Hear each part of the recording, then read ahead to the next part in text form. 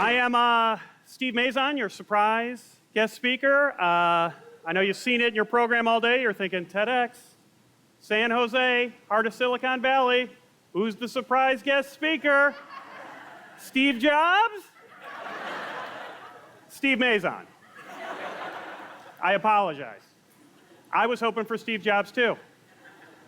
Surprise. Actually, I am a comedian. Thank you for laughing. I am very honored to be here. They actually asked me not to just make you laugh, but to leave you today with some motivation from everything we've heard today. So I'm going to get to some motivation for you all here. Here we go. Seize the day. Winning isn't everything, it's the only thing. Do not wait for your ship to come in, swim out to it. When the going gets tough, the tough get going. You miss 100% of the shots you don't take. If you can dream it, you can do it. Wherever you go, go with all your heart. If man has done his best, what else is there? Success is going from failure to failure without losing your enthusiasm. If first you don't succeed, try again. Genius is 1% inspiration, 99% perspiration. I think I can. There's no substitute for hard work. Willing is not enough. We must do. Live the life you imagine. Do or do not. There is no try. Action is the foundational key to all success. Discouragement and failure are the two of the surest stepping stones to success. The cure is not to dream less, but to dream more, to dream all the time. If you don't know where you're going, you will wind up somewhere else. Just do it.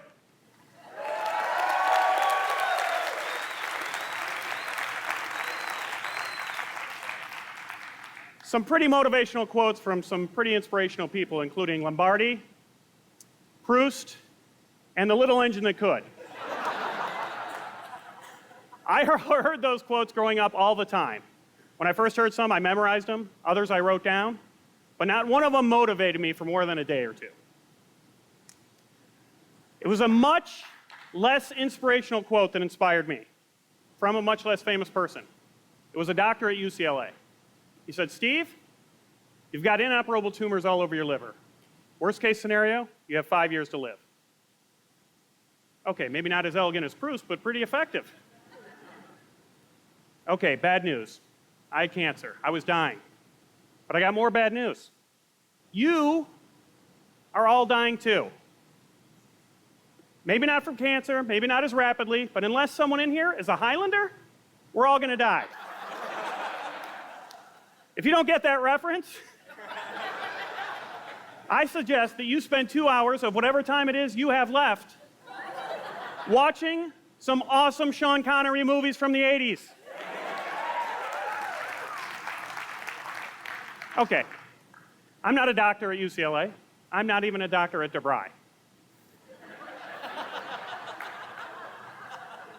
But I've basically just given you all the same diagnosis I was given. Your time is limited. And that's a real diagnosis, so what now? Okay, like most people when they're told they're dying, you're probably going through the 5 stages of grief. The first stage is denial. I'm not dying, I'm healthy. I'm going to get a second opinion from some other comedian.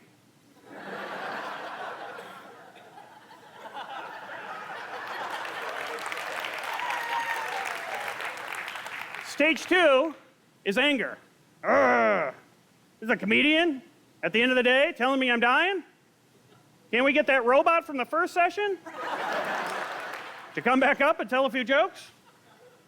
Stage 3 is bargaining. Okay, we're all dying. Maybe there's a mortuary that offers a Groupon.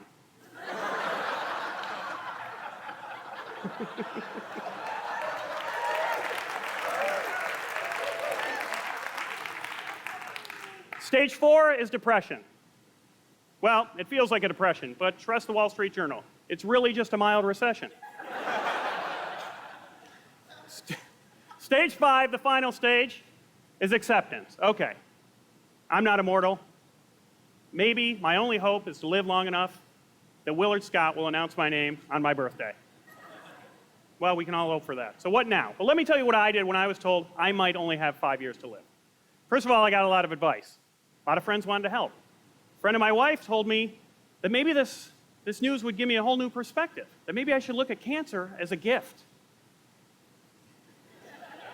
A gift? Cancer is a gift? Well, she is definitely not the person in the office you want drawing your name at the Secret Santa.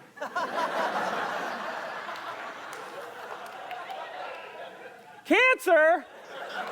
What? Judy, was this you? Did you enough? No, you shouldn't have. Really, you shouldn't have.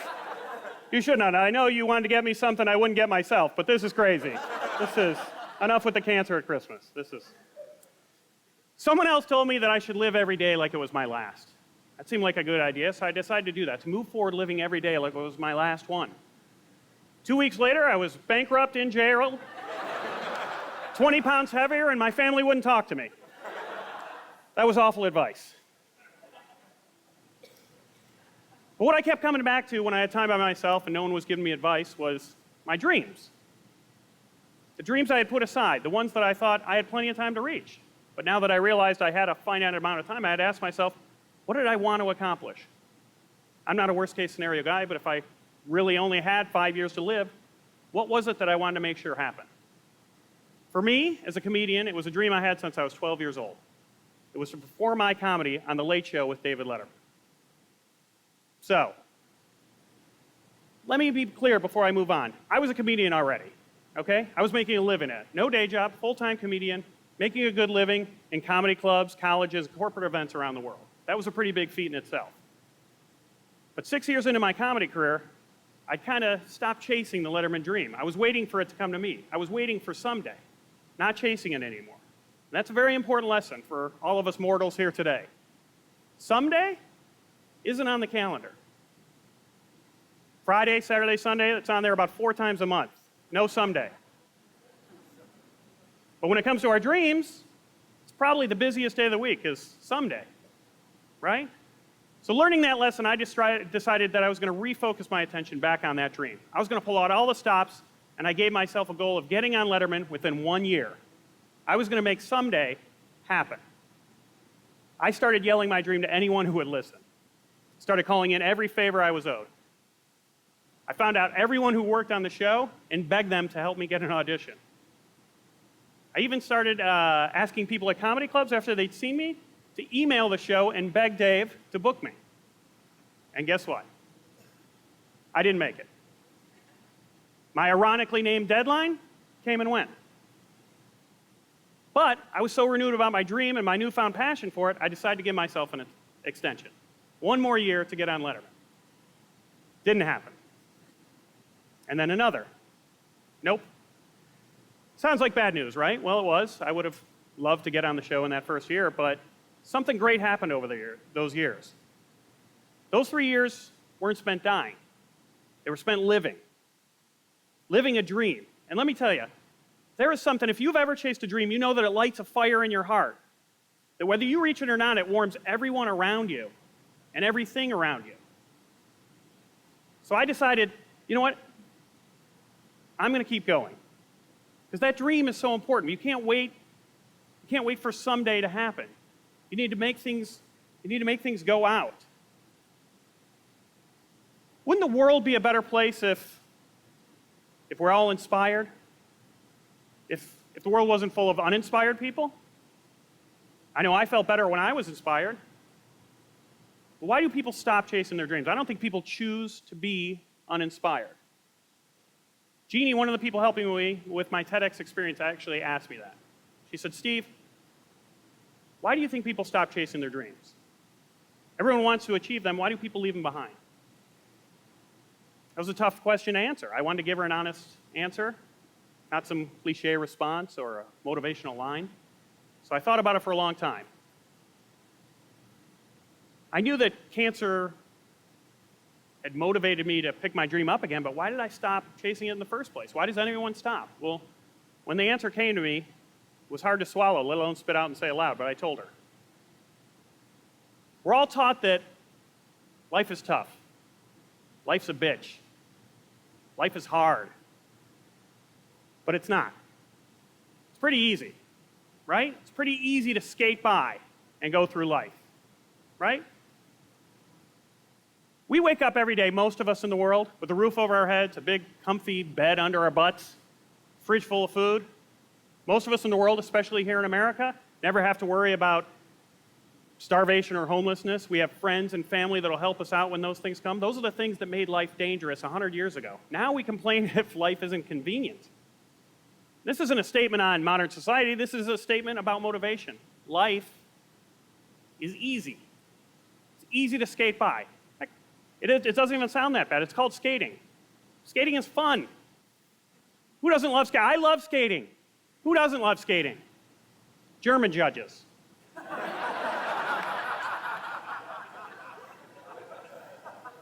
That's who doesn't love skating, but you know what? This time the German judge is right.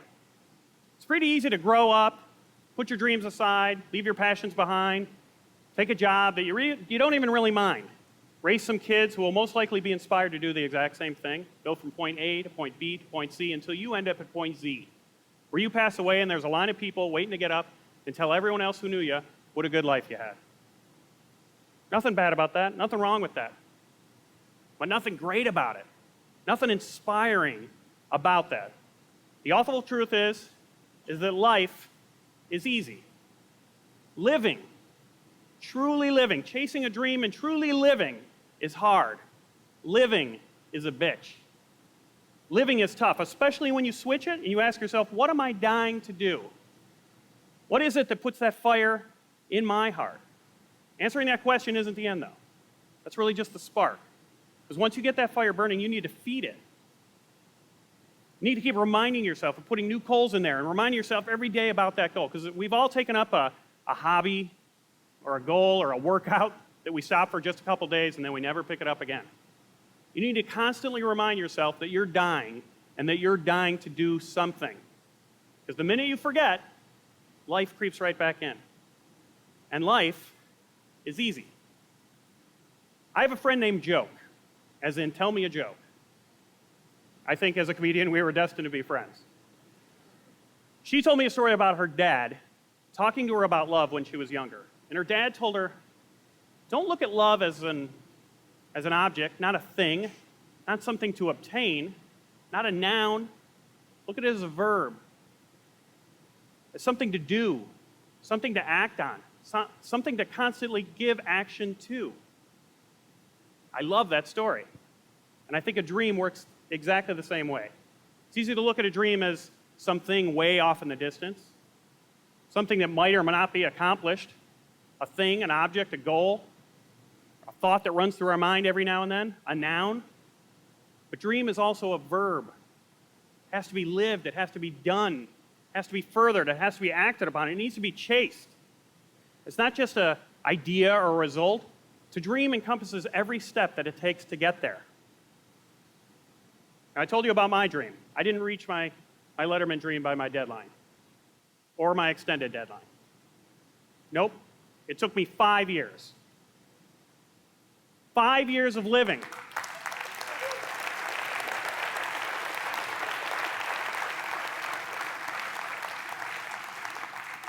Five years of living for that dream. And I was very lucky. My tumors during that time, they didn't grow. I stayed healthy. But I had that wake-up call, and I'm giving you all the same wake-up call. We're all dying. But if you're not chasing your dream, you're already dead.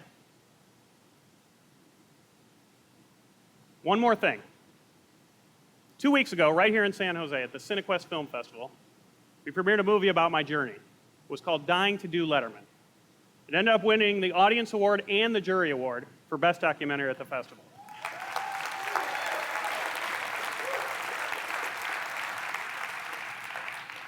Everyone who saw the movie and came up and talked to me told me that it inspired them to pick up a dream they had left behind or to chase another one harder. To keep that dream alive, we handed out these buttons. These promotional buttons that say, I'm dying too, and then they had a blank on it. And we would personalize them for everyone that came up. We would write their dream in there, what it was they were dying to do. Today I'm wearing one that says, I'm dying to make people happy I wasn't Steve Jobs. So thanks for going along. Well, my point is, one of the sad things about all these buttons when we were handing them out is a lot of people didn't know what they wanted us to write on the button. They had to think about it. After a couple minutes, I would let most of them off the hook and just put some short-term dream like, I'm dying to have a drink. I'm dying to eat pizza. I'm dying to get some more sex. Apparently, San Jose has a lot of horny, hungry people.